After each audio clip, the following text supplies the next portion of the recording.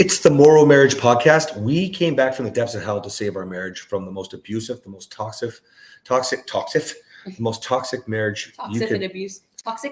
That's thanks toxic. for translating, honey. Toxic. We came back from the depths of hell, so we really just don't understand what your problem is. Like, and what I mean by that is not to put you down, but like if we can do it, so can you. You got to stop looking at it like it's your partner's fault. Learn from the lessons that we teach as we share our horrific stories at times, and a whole lot of love now. That's right. All right, today we're going to talk about your wife withholding sex from you. Well, let me start this one because... Let me, first, real quick, baby, please. Yeah, I'm going to just say why we're talking about this. I have a reel that's going viral, and it's going viral months later, and this happens sometimes, and it's all about if you use the word withholding, okay?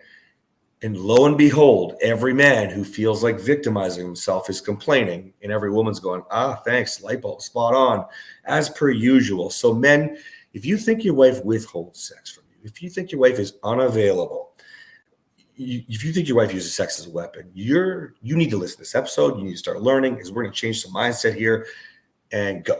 All right, so let's pretend that this is our relationship 5 years ago. Okay, go. Okay. So was I withholding sex and using sex as a weapon? No. Oh, you're saying no. Now? No, that's what I said 5 years ago. Oh, okay. Pretend we're in a relationship 5 years ago. Only don't yell at me.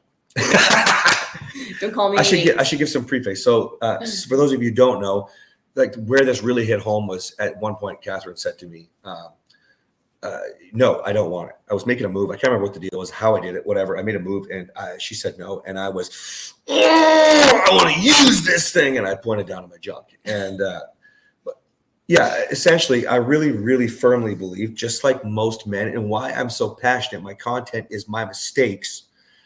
I firmly believed that you were withholding from me, certainly withholding love if you did give yourself to me. Okay. And I wouldn't say that you necessarily use sex as a weapon, but I have a different understanding now. So it's a little bit hard in that reality back then for me to wrap my head around it. And so a lot of what I talk about with sex as a weapon is just what I've learned. Obviously, you don't want sex if I'm yelling. I see that now. You know what I mean? Obviously, you can't get into it and relax if I've been a douchebag for 3 days. And women, you know what I mean? When there's a man that's yelling at a woman, which more often than not, it's the man yelling at the woman in the situations that we work with, at least. I know that there's women that are yelling at men all the time too, but we work with a lot of situations where men are yelling at women. Light bulb moment for all of you right now. A woman who is being yelled at by her husband doesn't want to punish him, because punishing him is going to make him more angry. And then he's going to punish her. Ding, ding, ding. Ding, ding, ding. Hello. So I never withheld. I didn't use it as a weapon. In fact, I think mostly was available, but I was doing it out of fear. Yeah, that's right. Yeah. In fact, if anybody used it as a weapon, and it's what I've learned with many men that I've worked with, not all, but many, a great deal. It's definitely like a higher percentage that men actually use it more as a weapon, right? But it might not be sex. Like for me, I was terrible. Like we could be going for it and I would stop and get off and yell. You know what I mean? Like I was bad, people. But where men can use it and manipulate a little bit more, that's different, is it's not about, I'm not going to have sex with you because, right? You just literally, that's what you're saying in your head, and you start to push back with a bunch of crap. Do you remember when you were really coming on to me? There was a period you were really trying hard to connect and all I kept on saying is, just tell me you need me. Just tell me you need me, right? I couldn't. Like you have no idea how, like when I think back, like you couldn't have wanted me more. And whatever the motive was, let's just leave that out for a second. It didn't really matter. I was just using it as a weapon. That's it. I'm going to only have sex with you if you tell me whatever. Okay. Now we're going. And I did. I said it, but I couldn't say it right for you. It wasn't good enough. Yeah. I didn't feel passionate enough or so. I can't remember. I don't know. It's a bad time in our life. It's a really bad time. But this is what I really wanted to stress. Let's go back to all the men who really, really do feel like she's using it as a weapon. Okay. The first thing is this happens a lot. Well, I don't get it, Cass. Like, all day long, she was flirting with me. Everything was great. And, she even said later, you're going to get it, and we had this plan. We even had a sex date. Excuse me. And like, she changed her mind. All right, you got to first understand that more than likely, if she wanted to have sex with you, it wasn't actually wanting to have sex with you. She wanted to connect with you. She's not there yet. She's trying to do, in Kathryn's case, like she said, a lot of times it was out of fear, right? And then, so it's not always that you're messing up, but you're missing the point. You're missing the fact that she's not actually in the mood, right? And so forget things like yelling. Obviously, it should be clear to you that you're turning your wife off. Guys, yelling at your wife, yelling at your pets, yelling at your kids, yelling on the phone to somebody. It turns your wife off a little bit. Unattractive. Mm-hmm. It just is. And, when I use that specific example and I see like 1,000 men over the course of however much time saying this is bullshit, like I could do everything right all day long, you can't ever please a woman, blah, blah, blah. Listen, it's not a turn on. It's just not. You have to open your eyes and realize that if you're doing something like that, you're pushing her away. You're turning her off. But it's not always something like obvious, like yelling. And even though we're describing it not being obvious to a lot of men, but it's not. Let's just say you guys have heard, if I try to make a move on Kathryn right at bedtime, well, she's really tired. She's already fallen asleep on the couch when we're like, that's just a dumb time. And you take this all personal. She's using this against me because, and maybe she says, I'm really tired, maybe in the panic, the conversation goes towards, the kids, this and that, and I could have used some more help, or however it looks. You take that as a weapon, but it's not. It's not. And actually, yeah, in that moment, that specifically, if it's right at bedtime and I'm exhausted, it has nothing to do with him. It has only everything to do with me. Well, and it might. So I'm not withholding and I'm not using it as a weapon. It's actually just not possible. It's just not the right time for my wife, right? I think it's called narcolepsy, but that might be with dead people. Or maybe it's narcolepsy is when you fall asleep.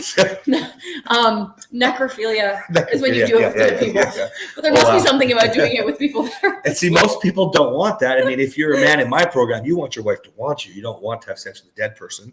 That's great. I should use that instead of telling guys to buy blow-up dolls. But let's tie this back into the withholding, okay?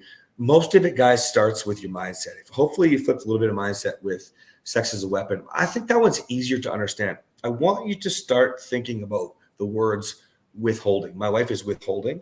And also another word, she's not available. A lot of gurus talk about the availability of your wife, okay? Kathryn will be available for me. Don't get me wrong, okay? That's not the word I'm using to describe it, okay? Certainly, I don't actually bring it up. She'll say, she wants to be there for me. For example, be with you. Yeah, or with. Yeah. For example, she can be feeling pretty out of it, sick, whatever. Okay. And I didn't even make a move. And she'll say, come on, baby. And she'll make a move. And I'll say, you were sick, babe. I got you. I'll take. And she's like, I want to be with you. I want to connect with you. Okay.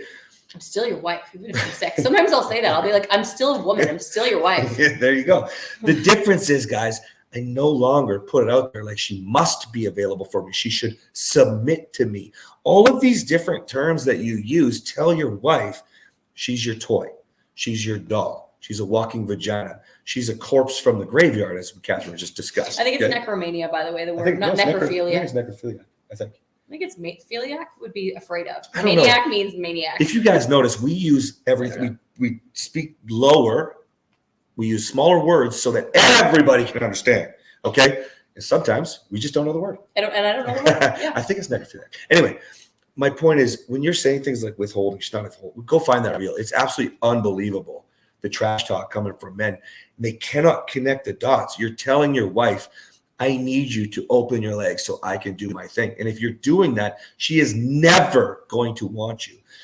If you have a job that you don't like doing, do you want to go to your job? Do you enjoy learning more about your job? Are you pleasant and wonderful? You might fake it. Oh, wait a minute. You think your wife might be faking job sex? Checking off the to-do list isn't maybe as exciting for her? Do you think maybe she'll want to quit your job like you might quit your job if you hate it? Maybe switch careers, maybe a new husband? You got to start thinking bigger picture here. If you're asking your wife to be your sex toy, go buy one. They make robots. I hear they're lively. Very lively. I don't know, but you should try one because your wife is a person. And if you can get her to want you, then she's a woman. What did she say? I'm a woman. I need you. By the way, previous episode, what's considered cheating? a robot is considered cheating. Oh yeah, absolutely. Good. Yeah. We never talked about a robot. Yeah, it's a good idea. Go watch that episode. But honestly, guys, if you really, really want to break this down, it's not rocket science. You may have even had rules when you got together. I know I said to Kathryn, I'm a 3, 4, 5 time of day kind of guy. And we had 1 the to 3 plan. times per day kind of guy. Oh, that's what it was. 1 to 3 times per day kind of guy. I was trying to solidify the schedule. And I talked to a guy about this. This is what's really fresh with me. I talked to a guy about this 2 days ago on the phone. And he's just like, but we made these rules. I talked to another guy yesterday who's we're saving his marriage here. Like they're about to move back together. And he wants to know if he should lay out standards. And I'm like, fuck, no. Don't put obligation to it. Don't put transaction and label it like somebody will have to withhold or use it as a weapon. Because if there's no desire and you don't want your partner to actually want you, you might as well not even bother having sex. You're just going to push them completely away. Yeah. Totally. Anything else you want to add? No, that's it. All right. Stop withholding the sex life from yourself because you use words like withholding. You're the weapon. Bye.